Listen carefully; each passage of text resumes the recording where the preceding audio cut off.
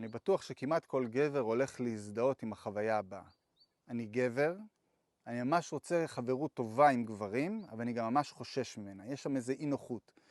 זה משהו שאנחנו סוחבים מהעבר, מהצבא, מהתיכון, מהחטיבה, אפילו עד היסודי. שמשהו אפילו כמעט מסוכן או לא נוח בחברות עם בנים.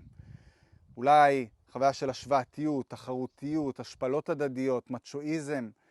אז אנחנו נמנעים או מתרחקים, אבל בו בזמן אנחנו ממש גם מתגעגעים למשהו שיש שם, שלא קיים בשום מקום אחר, ולא אפשרי עם חברות או בקשר עם נשים. המקום הזה שיש איזשהו אח שמבין אותי, שיודע מה אני עובר, שהוא קרוב אליי, שהוא מגן ושומר עליי, לא משנה מה. שכמו שאני זה ממש בסדר ואני לא צריך להסביר או להצדיק את עצמי. זה דבר שממש הוא יקר והוא חסר לנו בחיים הבוגרים שלנו כשאנחנו מוותרים על החברות שלנו עם גברים אחרים. אז אני רוצה להזמין אתכם להצטרף אליי למנפולנס, קבוצת גברים תהליכית.